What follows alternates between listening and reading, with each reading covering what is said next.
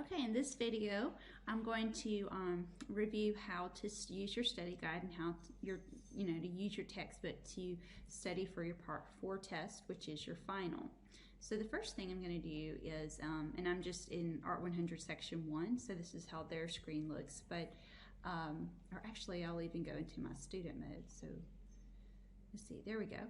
So I'm going to click on the study guide. The instructions read, you're going to define the vocabulary using the glossary.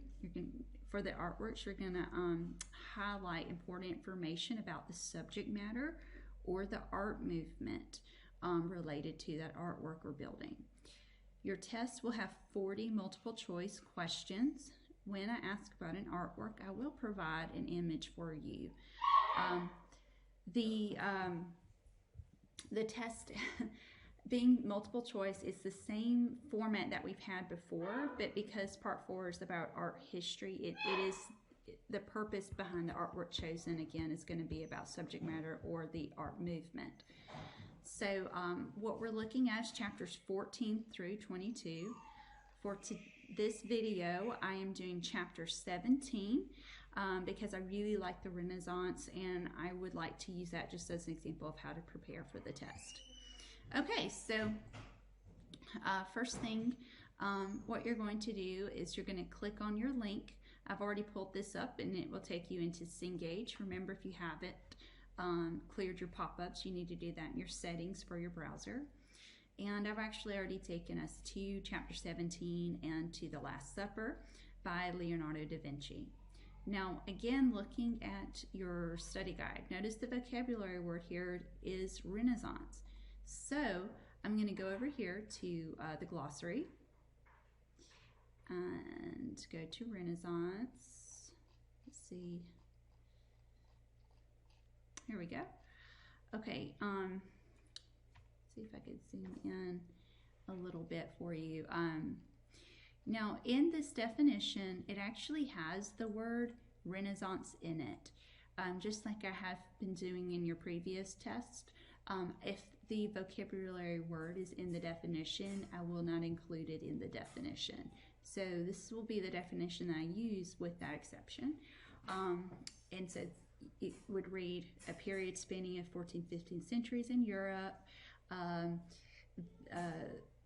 It means French for rebirth. It rejects medieval art and philosophy. It first turned to classical antiquity for inspiration and then developed patterns of art and philosophy that paved the way toward the modern world. And then I would give you multiple choice options, like is it A, Renaissance? Is it B, Neoclassicism? C, Realism? D, Impressionism? And you would have to know, okay, I would identify that as Renaissance. Okay, so your artworks for this chapter, we have 3, Last Supper, David, and the Taj Mahal. So I'm going to exit out of that. And when we begin reading, you can always use your highlights. So where I'm going to go ahead and start into this is about this particular artwork. You can see the figure number 1715. So if I'm not on 1715, like this is 1716, I just have to click on it and it will take me to the correct artwork. And I'm just going to read this with you. The Last Supper, a fresco painting executed for the dining hall of the Milan Monastery, stands as one of Leonardo's greatest works. The condition of the work is poor because Leonardo experimented with the fresco technique. Although the streaming of pasta for centuries, on the other hand, on the side of the wall may also have played a role. I guess they mean by the humidity from that. So I'm not going to include any of that because it's talking about preservation, and that's not about the art movement Renaissance, and it's not really talking about the subject matter about Jesus with his disciples. Okay, so let's kind of keep going down. I am going to look for, here we go. The viewer is first attracted to the central triangular figure of Jesus by sitting among his apostles. By a trigonal that converge at his head. His figure is silhouetted against a triple window that symbolizes the Holy Trinity. So all of this is important. Otherwise, the dark back wall. One's attention is held at this center point by Christ's figure isolation that results from leaning away from the apostles. And I'm going to just highlight that. So that's really, helpful information. I'm going to kind of scroll down some. Leonardo has chosen to depict this moment when Jesus says, "One of you will betray me." The apostles fall back. So that is talking about the subject matter, which it could be included. It describes a lot. This particular artwork has a good bit. Not all of them have this much information.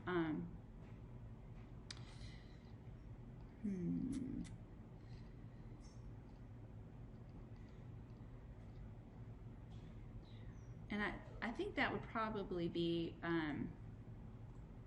the highlight of what I would say is the subject matter, and it is considered Renaissance because it has those ideals, and those ideals are put into what they're describing here. So this supports just the Renaissance art style and the subject matter, and so I would take these notes that relate to the artwork and remember them with it, and know that Miss Bell is going to create a sentence with the artwork from this reading, and I'll have to identify what is the correct answer that would complete that sentence. So to practice this a little bit more, we're going to go ahead and go to the Davids. Oops. I'm going to go up here. Here we go. Okay. So as you can see right here, there's 4 Davids.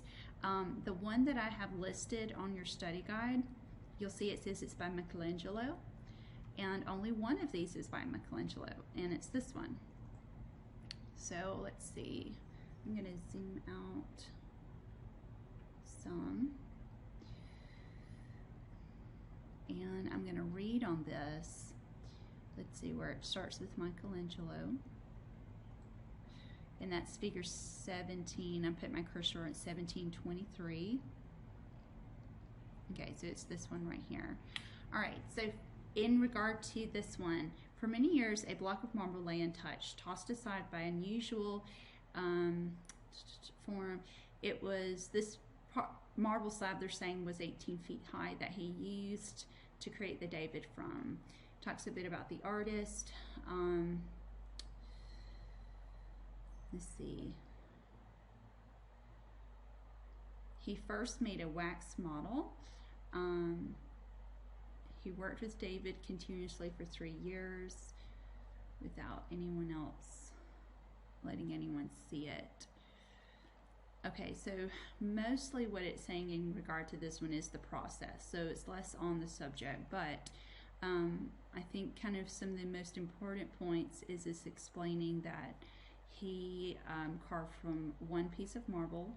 So really, if you just even highlight this paragraph and just kind of understand the process. So if I ask a question in regard to this David, I might say Michelangelo's David was roughly 18 feet high, where the other Davids, you can see this one is 5 feet, this one is 49 inches, and this one is 6 feet, but this one is an amazing 17 feet high. And so that is a very glorious example of high Renaissance. The other ones are early Renaissance, and so the craftsmanship is not there visually or just manually speaking as terms of the material itself. And then it also discusses how he initially made a wax sculpture with a sling in his hand, and he ends up still having a sling in the marbled version of David that is large scale, and it took him 3 years to finish it. Okay, so let's see, next I think on your study guide was the Taj Mahal. Yes, okay, so let's see, I am gonna pull this up and scroll down. Here it is. It's one of the most beautiful buildings ever, I think. Okay, so the Taj Mahal, it's during the Renaissance era, but it's not typically a Renaissance artwork because it's not in Europe. or architecture, but it is of that same timeline. I just think this is such an incredible building. I didn't want to skip this one. So let's talk about the subject matter. The material here is also really important, like it was in David, as it relates to what makes it such a valuable piece. So anyway, this is, I'm going to read this to you, 1731. Here we go. Okay. So the emperor, there's a really cool story that goes with this one. The building's unique appeal reflects in part of its proportions. The height and width of the central structure are equal. The dome and the central facade on which it sits are of equal height. So that's interesting. The Taj Mahal is both a tomb and a monument for his favorite wife, who is famed for her charity and her beauty. That's really important. So it's a tomb. It's not a mosque where if you were a Muslim that you would go to worship. It is an actual mausoleum. It's a tomb for he and his wife. Their remains are the only two remains that I know of that are inside of it. It's elaborately decorated, and this is where I mean that the materials really could play a role into it. So you can kind of see a little bit of that floral motif pattern. Those are semi-precious stones, and this is cut marble, very expensive material. So that lets you know this was a very important structure for the emperor to build after his wife died, that he had this built for her. Even the gardens, which I'll zoom back out, there's gardens in the front of it that represents the gardens from the Quran. But anyway, so kind of going back to the reading, I'm sorry. It features a crown-shaped dome with cube-shaped structure, towering minarets, which reflects that he Islam was his religion, reflecting pools, and plotted gardens and fountains. I'm going to highlight that too. So those are really important facts in regard to the Taj Mahal. I am going to go back to looking into Blackboard now. So I hope that going through the book, looking at the glossary together, and just to kind of remind you about if the definition has the word in it, it wouldn't be there. And then when you're reading, I may pick out just one more. Let's just do something a little bit. All right, let's do. I think Les Demoiselles probably has a lengthy paragraph, so I'm going to pick that one because I think that might be a helpful one also to go over with you. Let's see.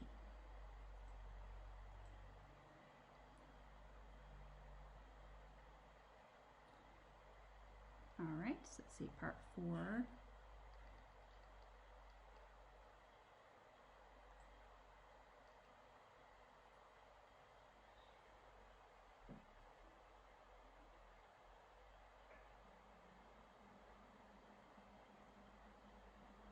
Okay, so for example, now we're looking into chapter 20. I'm going to look over here reading. This is, as you can see, the artwork is number 20.7. So I'm going to scroll down, and there it is. Okay. Okay, so here,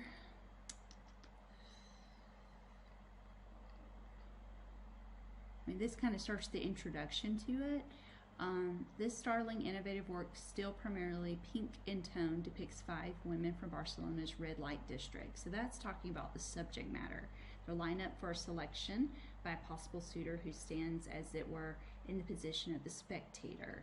Their faces, the faces of the 3 women, are like primitive masks, and that's influenced by the artworks from Africa, the wooden carved masks. The facial features have been radically simplified by combining both the frontal and profile views. The thick-lidded eyes stare at the stage front, calling to mind some of the Mesopotamian votive sculptures we saw in chapter 14.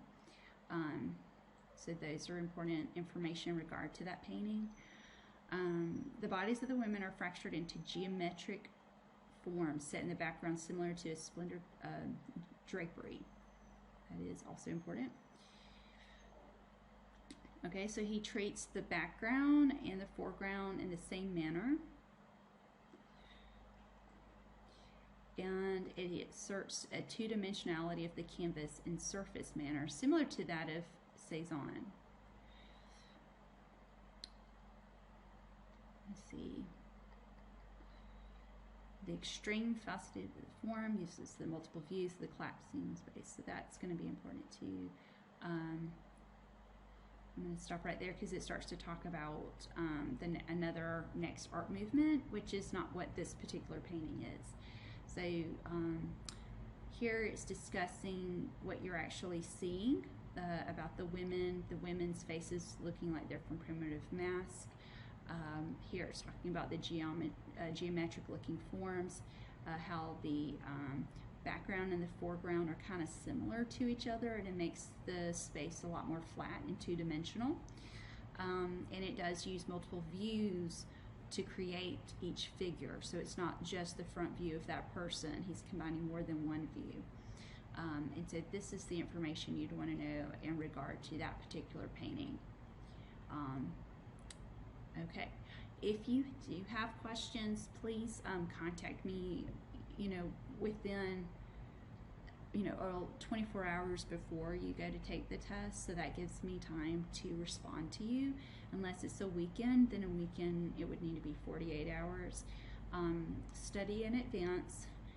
Circle if you have a question about an artwork, and you can either send me a message and remind. A lot of you have been utilizing that and messaging me. I just text message with some of y'all back and forth. And some of you take screenshots and that's been pretty helpful, I think. But if you can't use Remind, you can still use the Blackboard message as well. I do check that Monday through Friday a lot throughout the daylight hours. So just know that. But as far as the test itself, it's similar to what you've had before with the multiple choice format. Just know as you read about that particular artwork, highlight the important facts related to it, put them on the back of an index card or however you're going to study, and memorize the information that is relatable to that artwork. And then for the vocabulary, that's really straightforward, I think. So anyway, just know that you'll have one attempt on this test. You will have a very restricted time window to complete it, which is going to encourage you to not use your textbook. You've got to know this material, because if you're dependent upon the book to answer while you're taking your final, you probably will not finish it by when your timer's up. So make sure you study and you know it and are not dependent on your book.